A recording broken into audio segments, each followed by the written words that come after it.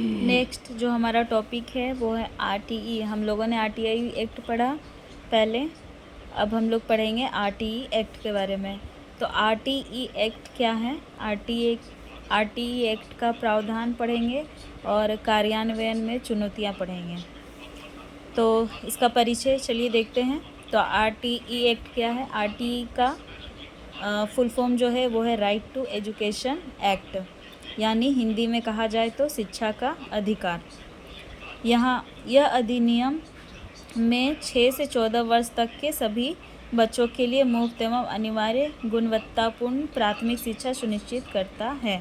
तो ये अधिनियम के तहत क्या होता है? ये एजुकेशन से रिलेटेड है। तो ये अधिनियम में 6 से 14 वर्ष के बच्चों को मुफ्त एवं अनिवार्य शिक्षा प्रदान किया जाएगा, वो भी गुणवत्तापूर्ण प्राथमिक शिक्षा को दिया जाएगा। ये अधिनियम वर्ष 2005 के शिक्षा के अधिकार, ये भी जो नियम है ये 2005 में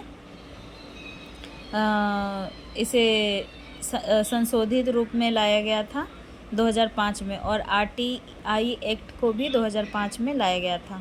तो यह अधिनियम वर्ष 2005 के शिक्षा के अधिकार विधेयक का संशोधित रूप है। तो इसे जो शिक्षा का अधिकार बनाया गया है, किसका संशोधित रूप है? शिक्षा के अधिकार विधेयक का संशोधित रूप है, और इसे 2005 में संशोधित कर लाया गया।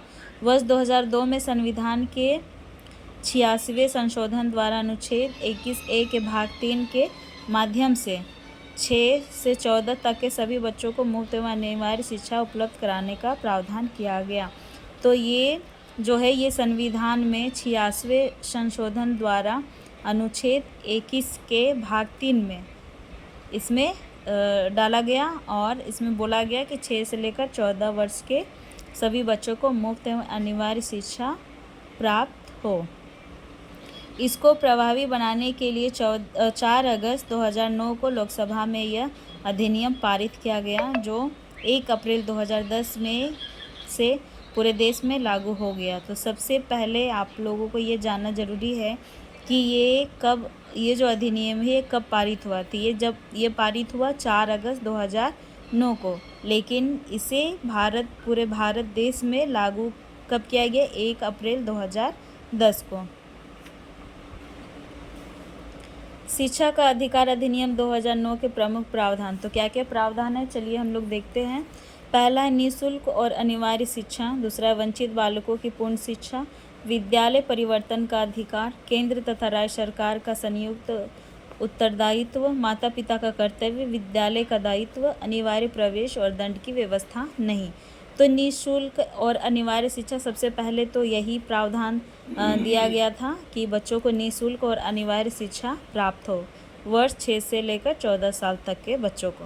वंचित बालकों की पूर्ण शिक्षा, तो इस अधिनियम के तहत अगर कोई भी बच्चा 6 वर्ष की उम्र में प्रवेश न करके बाद में अपनी उम्र के अनुसार कक्षा में प्रवेश लेता है और 14 वर्ष तक की आयु में उसकी शिक्षा पूरी नहीं हो पाती है, तो भी उसकी प्राथमिक शिक्षा पूरी होने तक निःशुल्क शिक्षा ही दी जाएगी। कोई बच्चा गांव में ऐसा होता है कि एज ज़्यादा हो जाता है लेकिन वो पढ़ता नीचे क्लास में है, तो उस समय पे क्या होगा कि उसकी उम्र नहीं देखी जाएगी और उस समय उसके प्राथमिक शिक्षा को पूरी करने के लिए उसे निःशुल्क शिक्षा दी जाएगी।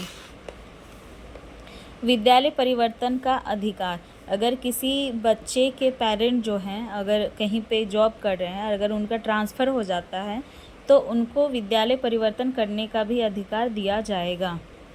केंद्र तथा राज्य सरकार का संयुक्त उत्तरदायित्व। इस अधिनियम में यह स्पष्ट किया गया है कि अधिनियम को लागू करने में जो व्यय होगा केंद्र सरकार उसका ब्यौरा तैयार करेगी और राज्य सरकार आवश्यक संसाधन को उपलब्ध कराएंगी। तो केंद्र सरकार और राज्य सरकार का क्या दायित्व है इसमें उनका दायित्व है कि इस अधिनियम के तहत अगर जो भी कार्य हो रहा है और इसको लागू करने के लिए जितना भी खर्चा हो रहा है वो सारा खर्चा कौन उठाएगा? राज्य सरकार उठाएगा, और केंद्र सरकार इसका ब्यौरा तैयार करेगा और इसे राज्य सरकार जो है इसका संसाधन को उपलब्ध कराएगा। माता पिता का कर्तव्य नेक्स्ट है। माता पिता का यह प्रमुख कर्तव्य बनता है कि वो अपने बच्चे को स्कूल में अनिवार्य रूप से शिक्षा प्राप्त कराने के लिए प्रवेश दिलाएं। भले ही माता पिता अगर अशिक्षित हैं, वो पढ़े लिखे नहीं हैं, लेकिन उनका ये कर्तव्य है कि वो अपने बच्चे को शिक्षित करें और उन्हें जागरूक बनाएं और उन्हें स्कूल भेजें। नंबर 6 है विद्यालय का दायित्व। सरकारी विद्यालयों में तो प्राथमिक शिक्षा निःशुल्क होगी ही, साथ ही निजी शिक्षण संस्थाओं को भी आर्थिक रूप से कमज़ोर छात्रों के लिए 25% सीटें आरक्षित करनी होंगी। तो यहाँ पे कहा जा रहा है कि विद्यालय का दायित्व क्या है। सरकारी स्कूलों में तो फ्री एजुकेशन मिलता ही है, निःशुल्क शिक्षा मिलती ही है, लेकिन इसमें कहा गया है कि जो निजी स्कूल हैं, मतलब जो प्राइवेट स्कूल हैं, उनको भी आर्थिक रूप से कमज़ोर छात्रों को, जिनके पास पैसे नहीं है, आर्थिक रूप से कमज़ोर है, उन छात्रों को 25% सीटें आरक्षित करके उन्हें भी विद्यालय में दाखिला देना होगा। यहाँ झारखंड रांची में भी एक बहुत सारे ऐसे स्कूल हैं जहाँ पे जो आर्थिक रूप से जो कमज़ोर बच्चे हैं उन्हें दाखिला दिया जाता है आरक्षण देके। नंबर 7 है अनिवार्य प्रवेश। कोई भी विद्यालय जन्म प्रमाण पत्र के अभाव में बालक को प्रवेश देने से मना नहीं कर सकता है। प्रवेश तिथि समाप्त हो जाने के बाद भी बालक का प्रवेश देने से मना नहीं किया जाएगा। मतलब अगर किसी के पास जन्म प्रमाण पत्र नहीं है, अगर कोई बालक के पास, तो स्कूल उसको मना नहीं कर सकता है पढ़ने के लिए, वहाँ पे एडमिशन के लिए मना नहीं कर सकता है। अगर अगर जो डेट है, एडमिशन का जो डेट है, अगर वो भी क्रॉस कर गया और कोई बच्चा अगर एडमिशन लेना चाह रहा है, तो उसमें भी जो स्कूल है उसको प्रवेश के लिए मना नहीं कर सकता है। नंबर 8 दंड की व्यवस्था नहीं। तो किसी भी स्कूल में दंड की व्यवस्था नहीं होनी चाहिए। ये है प्रावधान, शिक्षा का अधिकार अधिनियम के प्रावधान। अब हम लोग जानेंगे शिक्षा के अधिकार के कार्यान्वयन में चुनौतियाँ। अब क्या क्या चुनौतियाँ हैं, चलिए उसके बारे में जानते हैं। प्राथमिक विद्यालयों की स्थिति, प्रशिक्षित शिक्षकों का अभाव, शिक्षण सामग्री तथा प्रणाली का अभाव, अभिभावकों द्वारा असहयोग एवं उपेक्षा, विद्यालयों में अनुपस्थिति, विद्यालयों में रुचि का अभाव। तो प्राथमिक विद्यालयों की स्थिति, जो प्राथमिक विद्यालय उनकी स्थिति बहुत ही खराब है। कैसे खराब है? ग्रामीण क्षेत्रों में तो इस प्रकार के विद्यालयों का पूर्णतः अभाव है। नगरीय क्षेत्रों में विद्यालय भी आर्थिक तंगी से चलते हैं। ये विद्यालय अच्छे तथा स्वास्थ्यवर्धक स्थानों पर नहीं है। मतलब ये जो विद्यालय हैं, ग्रामीण विद्यालयों का तो हालत ख़राब है ही, साथ ही जो जो नगरीय क्षेत्रों में जो विद्यालय हैं वो भी आर्थिक रूप से तंगी में चल रहा है।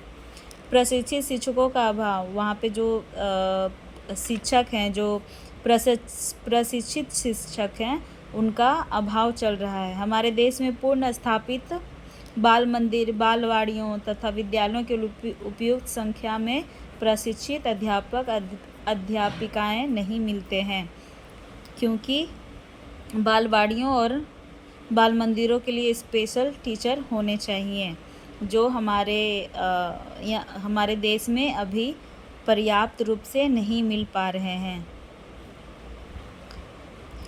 तीसरा है शिक्षण सामग्री तथा प्रणाली का अभाव। ऐसे विद्यालयों में शिशुओं के लिए शिक्षण सामग्री का पूर्ण रूप से अभाव होता है। छोटे छोटे बालकों के लिए अतिरिक्त शिक्षण सामग्री की आवश्यकता होती है, अतः इन विद्यालयों में इन सामग्रियों का होना आवश्यक है।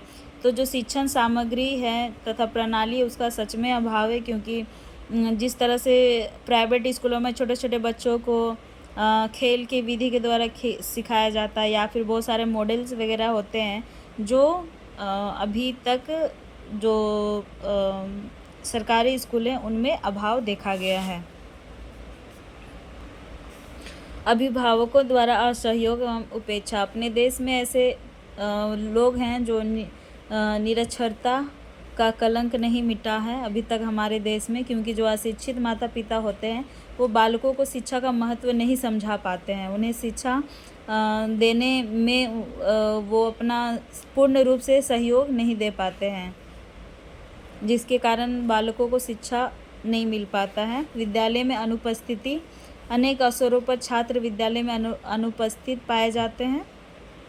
क्यों पाए जाते हैं? कारण है कि बालक के शैक्षिक विकास की प्रक्रिया रुक जाती है, जिसके कारण और उसका सर्वोत्तम विकास वांछित हो जाता है। अतः विद्यालय में छात्र की अनुपस्थिति शिक्षा के अधिकार की एक चुनौती बन जाती है। तो बहुत सारे अभी भी ऐसे क्षेत्र हैं जहाँ पे बच्चे विद्यालय नहीं जाते हैं अभी भी, और उनको बच्चे के घर जाके टीचर के द्वारा उन्हें विद्यालय लाया जाता है। अभी भी ऐसे बहुत सारे जगह हैं भारत देश में। विद्यालयों में रुचि का अभाव। अगर विद्यालयों में रुचि का अभाव होगा तो विद्यालय में पढ़ रहे बच्चे रुचि लेकर वो पढ़ाई में ध्यान नहीं दे पाएंगे, जिसके कारण उन्हें पढ़ाई में इंटरेस्ट नहीं होगा और वो विद्यालय में अनुपस्थिति होने का भी कारण एक बनता है, विद्यालयों में रुचि का अभाव होना।